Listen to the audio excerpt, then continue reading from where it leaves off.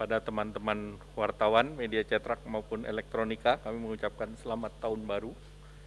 Dan rapat tadi membahas mengenai perkembangan daripada penanganan COVID dan pemulihan ekonomi.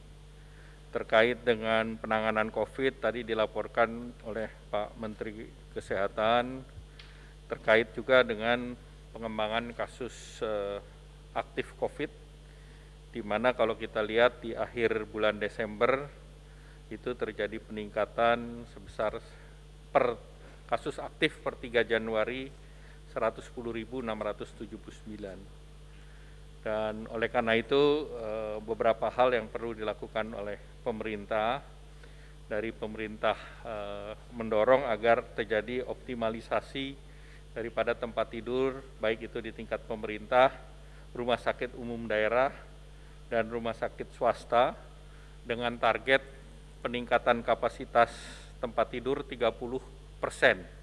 Dan ini pemerintah pusat akan melakukan dengan rumah sakit pemerintah realokasi daripada perawatan, di mana alokasi untuk penanganan COVID ditingkatkan menjadi 30%, dan Pak Menteri Kesehatan akan mempersiapkan hal tersebut.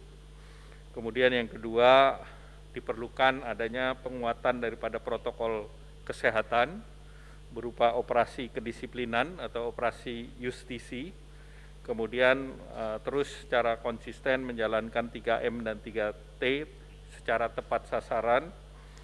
Kemudian juga Kementerian Kesehatan akan menambah jumlah daripada tenaga kesehatan, targetnya 10.000 dengan terutama peningkatan perawat di sejumlah 7.900 orang dari 141 fasilitas kesehatan. Kemudian penguatan implementasi tata laksana COVID-19 terutama di tempat yang non-rujukan. Kemudian pemerintah terus mendorong peningkatan daripada surveillance, baik itu tes, lacak maupun isolasi. Dan tadi dilaporkan bahwa pemerintah akan segera memulai untuk melakukan vaksinasi yang dijadwalkan sekitar pertengahan bulan atau minggu depan. Dan ini tentu menunggu daripada emergency use authorization daripada Badan POM dan juga terkait dengan kehalalan. Data-data akan digunakan mulai dari data Turki, data Bandung, dan juga data-data yang diberikan secara saintifik dari Brasil dan juga dari Sinovac itu sendiri. Nah, sedangkan pemerintah terus mempersiapkan berbagai vaksinasi, juga sedang untuk pengadaan baik AstraZeneca, Pfizer, Novavax maupun Gavi. Nah, pemerintah melihat bahwa ke depan walaupun kita sudah mempersiapkan vaksinasi, namun vaksinasi itu membutuhkan tetap sebelum dan sesudah itu peningkatan disiplin. Jadi pemerintah akan terus mendorong peningkatan kedisiplinan masyarakat, dan kedisiplinan masyarakat itu ya memakai masker, menjaga jarak, kemudian juga mencuci tangan, dan juga tetap menghindari kerumunan. Nah, tentu pasca daripada Natal tahun baru ini pemerintah akan mengevaluasi dalam 2 minggu ke depan, karena memang dengan adanya Natal tahun baru liburan seperti liburan-liburan sebelumnya itu biasanya dimonitor dalam 2 minggu ke depan.